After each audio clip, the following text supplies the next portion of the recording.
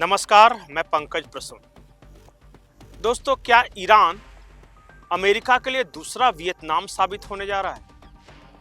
और ये मैं बड़ी गंभीरता से कह रहा हूं, तमाम परिस्थितियों का अवलोकन करने के बाद कह रहा हूं। और मैं जो अगले 5 मिनट में आपको बताने जा रहा हूं वो ध्यान से सुनिए। अमेरिका और इजराइल ने मिलकर ईरान पे हमला तो बोल दिया।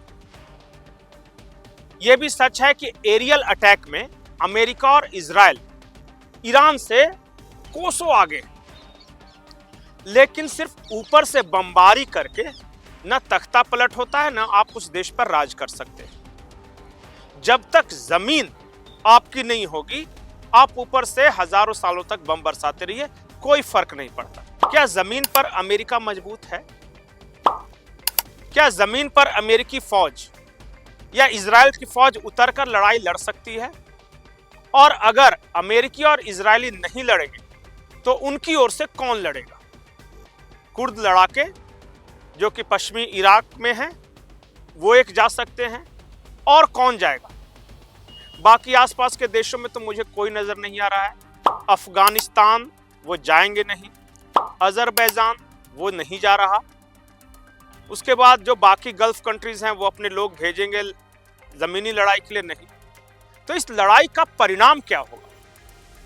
बहुत सारे एक्सपर्ट्स का यह मानना है कि युद्ध छिड़ तो गया है, पर इस युद्ध को बंद करने में, समेटने में नाको चने चबाने पड़ेंगे पूरी दुनिया को, और अमेरिका के लिए दूसरा वियतनाम साबित हो सकता है। आपको पता होगा कि दूसरे विश्व युद्ध के बाद से अमेरिका वियतनाम में फंस गया था और वियतनाम से हार कर अमेरिका को वापस लौटना पड़ा था।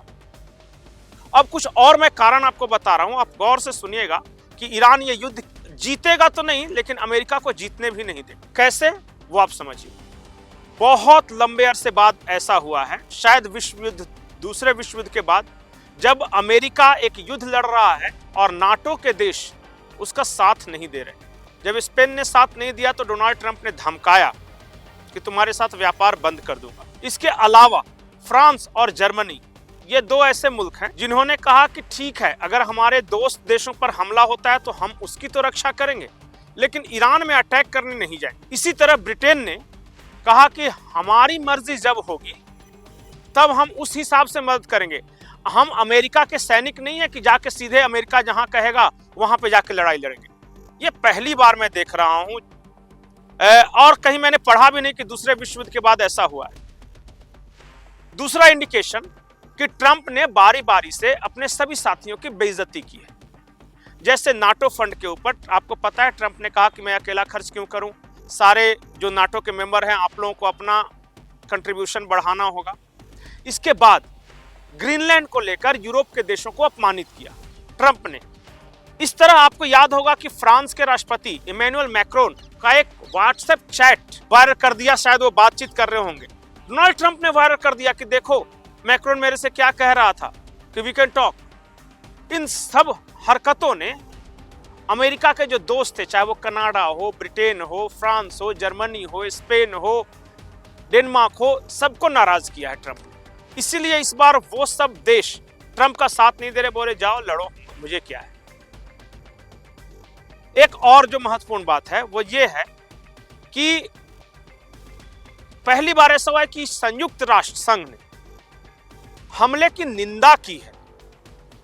आमतौर पे अमेरिका कोई एक्टिविटी करता है तो यूएनओ किस तरह की निंदा नहीं करता। अमेरिका के खिलाफ तो बयान कभी मैंने अपने याद में नहीं देखा, लेकिन जो एंटोनियो गुटेरेस हैं उन्होंने कहा कि ये जो हमला हुआ है हमें कॉन्फिडेंस में नहीं लिया गया, संयुक्त राष्ट्र में इसकी कोई चर्चा नहीं हुई, एक तरफा जो था कार्रवाई है अमेरिका और इजराइल से। इन्हीं सब परिस्थितियों को देखकर मैं आपसे सवाल कर रहा हूं कि कहीं ऐसा तो नहीं कि लंबे वक्त तक अमेरिका फंस जाए ईरान में जाकर और निकलने का कोई रास्ता नहीं सूझे, और अब रूस के लिए बदला लेने का वक्त है। यूक्रेन जब रूस के खिलाफ लड़ाई लड़ रहा था तो अमेरिका ने यूक्रेन की बहुत मदद की थी।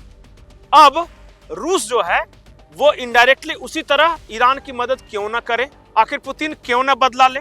सवाल तो है ना। उसी तरह चाइना, आपको याद होगा कि आज से 5-7 साल पहले तक चाइना दुनिया में सुपर पावर बनने के करीब था। इन 5-7 सालों में चाइना की इकोनॉमी बर्बाद हुई और वो उस रेस में काफी पिछड़ गया है। और पिछड़ा क्यों? अमेरिका की वजह से। क्या चाइना अगर पीछे से बैक सपोर्ट करे ईरान को तो इस युद्ध को लंबा नहीं खींच सकता?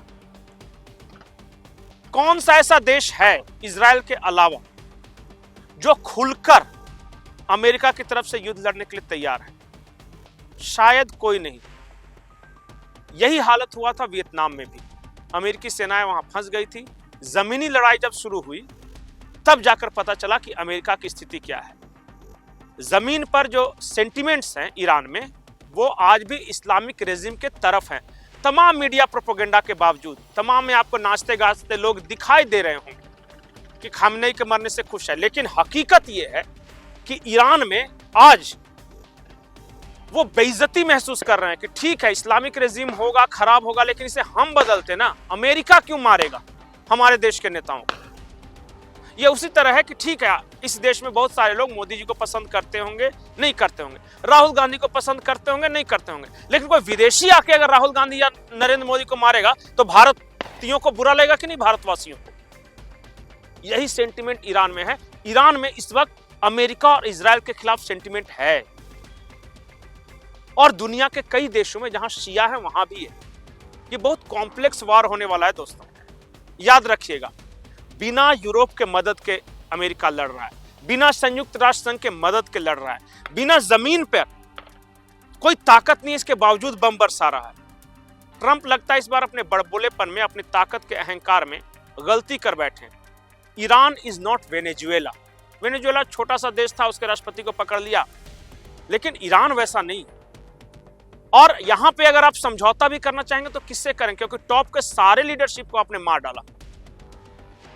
अब ईरान की हालत उस सरकटे मुर्गी की तरह है जो जिधर दिल कर रहा है उधर दौड़ रहा है, जहां दिल कर रहा है वहां मिसाइलें मार रहा है और मारता रहेगा। बहुत सारे लोगों को अगर ये लग रहा है कि ईरान के पास मिसाइलें एक न एक दिन खत्म होगी, तो उनके लिए मैं बता दूं कि नॉर्थ कोरिया हो, चाइना हो, पीछे से बहुत मदद मिल रही।